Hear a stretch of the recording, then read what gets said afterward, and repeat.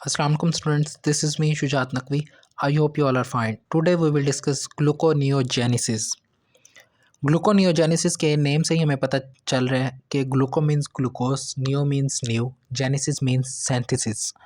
मतलब new synthesis करनी है हमने ग्लूकोज की। जब हमारे पास बॉडी के पास ग्लूकोज की डेफिशिएंसी हो जाए तो हमारे बॉडी जो होती है नॉन कार्बोहाइड्रेट सब्सटेंसेस से ग्लूकोज बनाती है, तो उसको हम कहते हैं ग्लूकोनियोजेनेसिस। इसकी अगर हम डेफिनेशन देखें, फॉर्मेशन ऑफ ग्लूकोज और glycogen from non carbohydrate substances is called gluconeogenesis. अब नॉन कार्बोहाइड्रेट सब्सटेंसेस कौन कौन से हैं, उसमें हमारे पास है like pyruvate, lactate, glycogenic amino acids, glycerol, propionate. ये सब नॉन कार्बोहाइड्रेट सब्सटेंसेस हैं जो हमें ग्लूकोज देते हैं।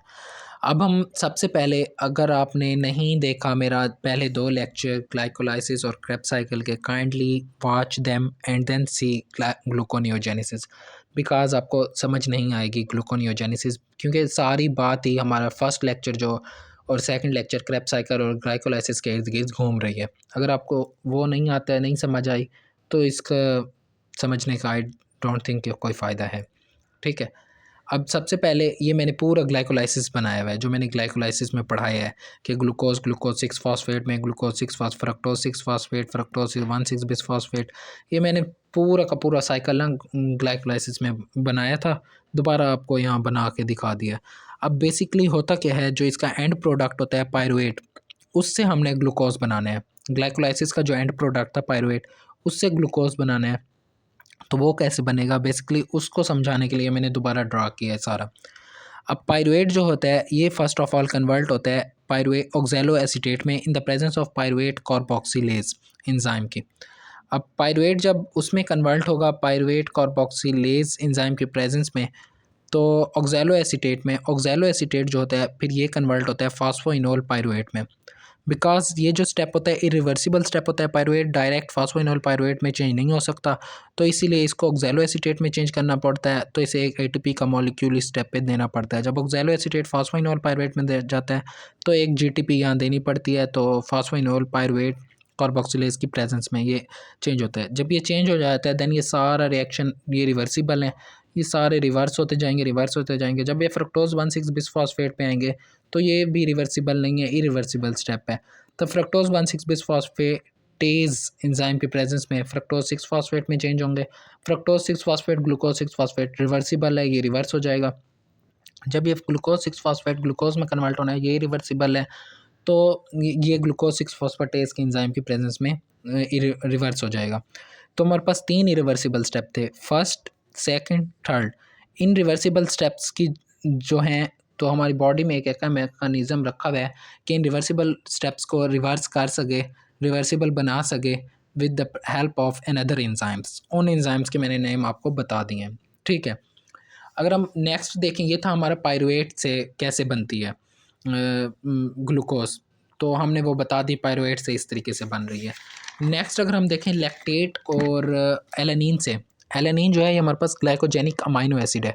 तो इसमें आप देख सकते हैं, अगर मैं आपको मतलब अच्छे तरीके से बताऊं तो इसमें यूं कह सकता हूं कि हमारे मसल्स में होते हैं ग्लूकोज, क्योंकि ग्लूकोज की स्टोरेज फॉर्म ग्लाइकोजन होती है, ग्लाइकोजन मसल में स्टोर हुआ हुआ होता है। तो ग्लूकोज जो होता है वो ग्लूकोज 6 फॉस्फेट, मतलब ग्लाइकोलाइसिस वाला स्टेप, उसमें चेंज होगा ग्लूकोज 6 फॉस्फेट। जब pyruvate at the end product of glycolysis में चेंज होता है, पायरुवेट एलानिन और लैक्टेट में चेंज होता है। एलानिन और लैक्टेट दोनों लीवर में जाते हैं। ये लीवर में जाके बेसिकली करते क्या हैं, एलानिन की ट्रांसअमाइनेशन होती है। ट्रांसअमाइनेशन से एलानिन जो होता है पायरुवेट में चेंज हो जाता है, पायरुवेट से ग्लाइकोलाइसिस वाले वही सारे रिवर्सिबल स्टेप्स दोबारा होंगे जो मैंने अभी पीछे आपको दिखाए हैं। पायरुवेट जो है ऑक्सैलो एसीटेट में चेंज होगा, ऑक्सैलो एसीटेट से फास्फोइनोल पायरुवेट में, और ग्लूकोज बनेगा पूरा वैसे। लैक्टेट जो होता है ये लैक्टेट डिहाइड्रोजिनेज की हेल्प से पायरुवेट में चेंज हो जाएगा, और इसके भी वही स्टेप दोबारा होंगे। एक NADH लैक्टेट को चेंज करने में यूज़ होता है। ये था लैक्टेट का और एलानिन का। नेक्स्ट हमारी नॉन कार्बोहाइड्रेट सब्सटेंस है ग्लाइसरोल। ग्लाइसरोल कैसे बनाता है ग्लूकोज, ग्लाइसरोल जो होता है वो चेंज होता है ग्लाइसरोल 3 फॉस्फेट में। Glycerol 3 phosphate in the presence of glycerol kinase, यहाँ हम एक ATP का मॉलिक्यूल देते हैं। ग्लाइसरोल 3 फॉस्फेट जो होता है वो डाई हाइड्रोक्सी एसीटोन फॉस्फेट में चेंज होता है। डाई हाइड्रोक्सी एसीटोन फॉस्फेट ये हमारा प्रोडक्ट था, एक मिडल प्रोडक्ट है ग्लाइकोलाइसिस का, यहाँ से फिर हमारा ग्लाइकोलाइसिस रिवर्स होती है तो ग्लूकोज बनता है। नेक्स्ट हमारे यहाँ प्रोपियोनेट से कैसे बनता है। प्रोपियोनियल को एंजाइम ए जो होता है वो एटीपी उसको देते हैं तो वो मिथाइल मेलानोइल कोए में चेंज हो जाता है। मिथाइल मेलानोइल कोए जो होता है वो चेंज होता है in the presence of म्यूटेज enzyme में सक्सिनाइल कोए में। सक्सिनाइल कोए जो होता है वो ऑक्सैलो एसीटेट में कोए, सक्सिनाइल कोए बेसिकली एक मिडल प्रोडक्ट है ऑक्सैलो क्रेब्स साइकिल का। यहाँ से हमारे क्रेब्स साइकिल ऐसे समझिए दोबारा रिवर्स होना स्टार्ट हो गई। ऑक्सैलो एसीटेट से फास्फोइनोल पायरुवेट, फास्फोइनोल पायरुवेट से वैसे फिर वही ग्लाइकोलाइसिस में जाके ग्लाइकोलाइसिस के सारे स्टेप रिवर्स और ग्लूकोज। अब रेगुलेशंस कौन कर रहे होते हैं, कौन से रेगुलेटरी एंजाइम होते हैं जो ग्लूकोनियोजेनेसिस को रेगुलेट कर रहे होते हैं। तो उसमें 3 एंजाइम हैं, ग्लूकागॉन, इंसुलिन, ग्लूकोकॉर्टिकॉइड्स।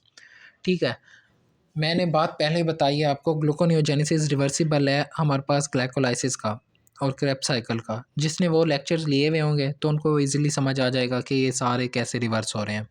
अल्टीमेटली सब ने जाना ग्लाइकोलाइसिस में है और मेनली ग्लाइकोलाइसिस रिवर्स होगी तो ग्लूकोज बनेगा, जो हमारा मेन सबस्ट्रेट था ग्लाइकोलाइसिस का। ग्लाइकोलाइसिस में हमने ग्लूकोज की ब्रेकडाउन कराई थी ना एनर्जी हासिल करने के लिए। अब हमारे पास ग्लूकोज ही नहीं है तो हमने ग्लूकोज बनाना जो है तो हमने ग्लाइकोलाइसिस को रिवर्स करना है ना, ताकि हमारे पास ग्लाइकोलाइसिस को स्टॉप कर दें, उसकी ब्रेकडाउन ना हो ग्लूकोज की, हमारे पास बॉडी में ग्लूकोज की डेफिशिएंसी हो गया और हमारे पास ग्लूकोज ही बने। ठीक है, आई होप क्लियर हो गया होगा। कोई भी क्वेरी हो कमेंट सेशन में ज़रूर पूछेगा। अपना ख्याल रखिएगा, प्लीज़ लाइक करें, सब्सक्राइब करें और शेयर करें अपने फेलोज़ के साथ। मिलते हैं नेक्स्ट वीडियो में। अल्लाह हाफिज़।